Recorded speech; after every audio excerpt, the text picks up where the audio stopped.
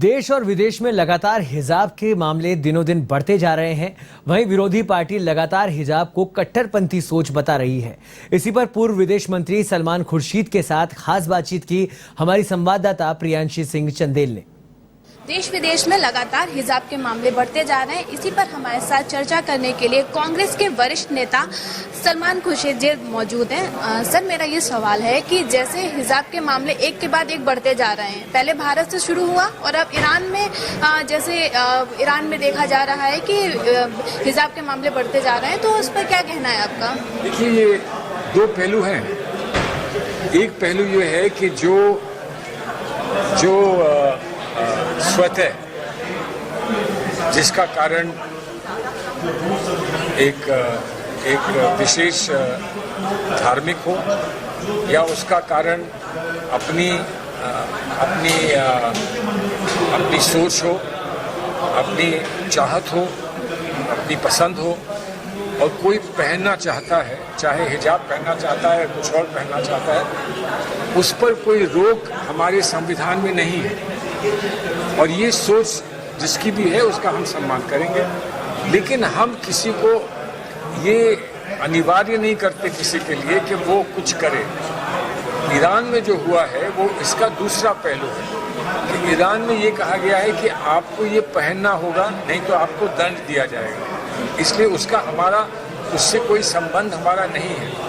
विषय चाहे एक ही हो सकता है, हिजाब का विषय हो सकता है, लेकिन हिजाब का विषय ये नहीं है कि हम किसी को कमांड करेंगे या हम किसी को अनिवार्य करेंगे कि वो हिजाब पहने। तो जो भी ये समझता है वो गलत समझता है। हम तो कहते हैं कि अगर आप स्वतः निर्णय लेना चाहते हैं हिजाब पहनने के लिए तो आप लीजिए। अगर कोई चूड़ी पहनना चाहता है, कोई कड़ा पहनना चाहता है, कोई टीका लगाना चाहता है, तो हम उस पर रोक क्यों लगाएं? हाँ, ये सही है कि कहा जाता है कि अगर आप किसी संस्था में जाएंगे, स्कूल में जाएंगे, फौज में जाएंगे, पुलिस में जाएंगे, तो वहाँ जो यूनिफॉर्म होता है आपको वो पहनना पड़ेगा।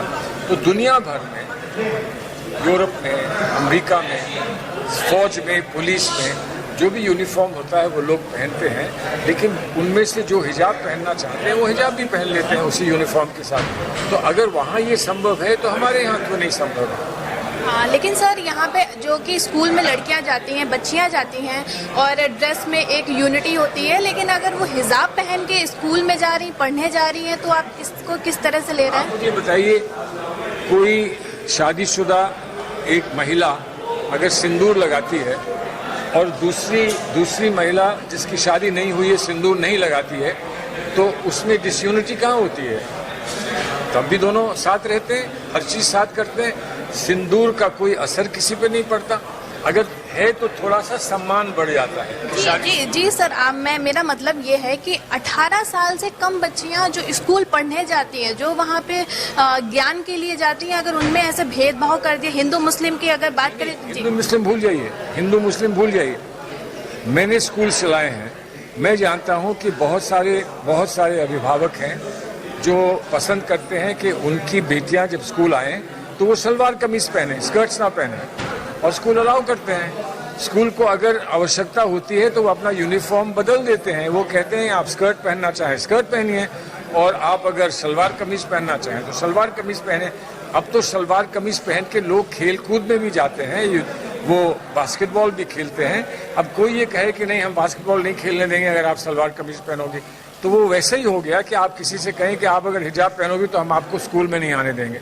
तो स्कूल में आना इतना अति आवश्यक है बच्ची के लिए कि हिजाब का बहाना लेकर उसको स्कूल से बाहर रखना उचित नहीं है। अब ये बहस सारी हुई है सुप्रीम कोर्ट में, सुप्रीम कोर्ट को फैसला कर लेने दीजिए।